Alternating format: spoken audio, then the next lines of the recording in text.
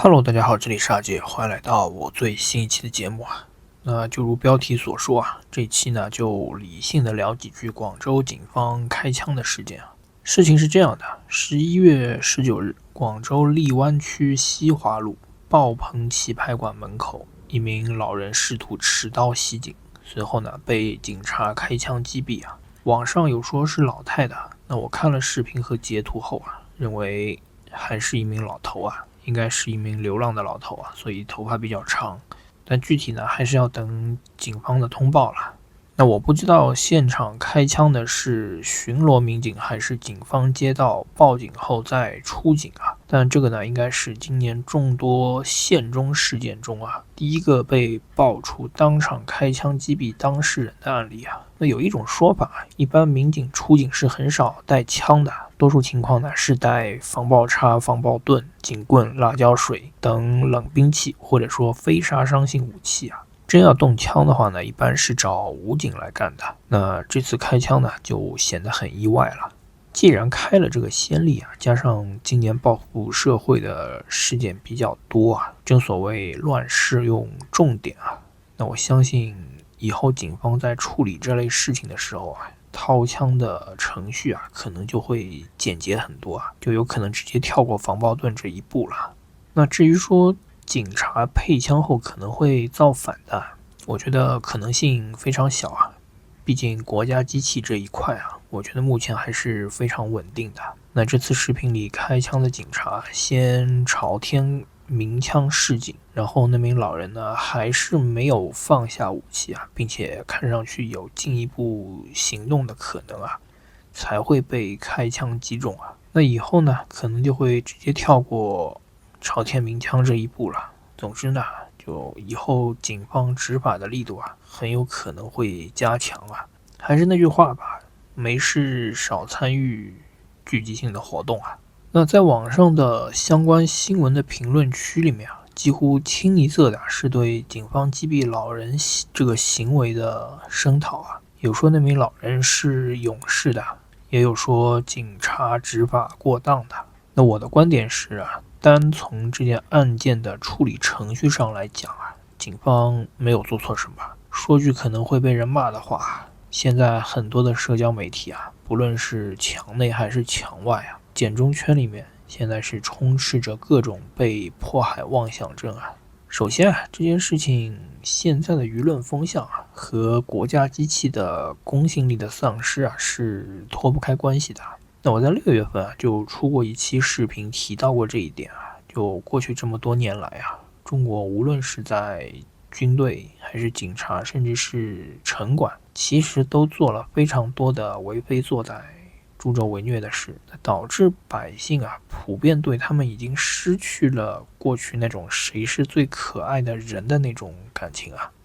加上这几年经济下行，社会矛盾激化，而国家机器呢又一屁股坐到了中共那边，于是呢就有了现在这样一个无论他们做什么都有人认为他们是在迫害老百姓的这么一个局面啊。那这里插一句啊，国家政府政党国家机器正常情况下是互相独立的，只不过中国在中共一党独裁、党指挥强，还有这么多年的洗脑之下，不少人有意无意的把这些东西混为一谈了。那我有时候呢，说话说快了，也会说错啊，所以啊，经常也会看到一些对中共有负面评论的内容下面，就有人指责说这个人不爱国，甚至呢是上升到辱华的高度了。这种人呢，就是传说中的非蠢即坏啊。那我的视频的评论区下面呢，偶尔也会有啊，只不过呢都被我拉黑了，因为有些人的确除了骂人也就不会说什么东西了，所以我觉得没有必要留在评论区啊。那对于这种人呢，我这里就统一回复一下，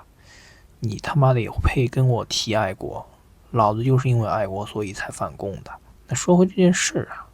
那名老人在公共场合持刀啊，我不知道有没有伤到人啊，目前的信息呢没有那么多。那至少他面对警方鸣枪示警之后啊，仍然是展现出了一定的攻击性啊。所以呢，我说程序上没有问题啊。有的人会说可以用防爆叉等工具制服他，那在这里呢，就涉及到一个屁股决定脑袋的问题啊。说这话的人呢不在现场，他当然可以做事后诸葛亮了。那名老人在公共场合挥刀，无论原因是什么，都是一个危害公共安全的行为啊。而且目前没有证据显示他是有明确的目标，并且目标就在现场的。同时，那名老人只会伤害这个目标的，那就可以认为这是一起无差别持刀伤人事件啊，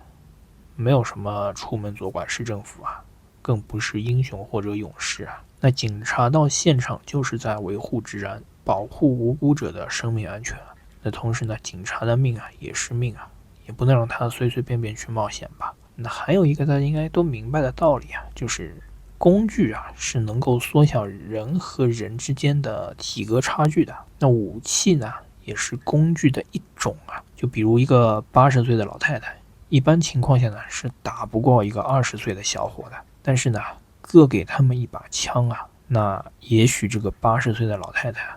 就有机会了。那还有一句话大家应该也听过啊，叫拳脚无眼啊。那往深了说啊，刀剑也无眼，枪炮呢更无眼。你没有办法保证，如果那个老人真的扑过去，而警方只是拿着防爆盾或者防爆叉的情况下能够全身而退。另外呢，也有人说可以开枪打老人的腿来使他丧失行动力的。那我想说，但凡有点常识呢，也都知道啊，即使距离再近，开枪打中躯干和开枪打中手脚的难度的差别是很大的。警察也是普通人，还是那句话，你不可能要求他去冒这个险的。那说到无差别攻击啊，同一天早上，湖南常德的某个小学门口啊，也是发生了一起驾车无差别撞人事件啊。网传的视频呢，我相信很多人已经看过了，就是有那么多路人一起敲碎那部车的玻璃，把行凶者拉下车，还继续揍了他一顿。那换位思考一下，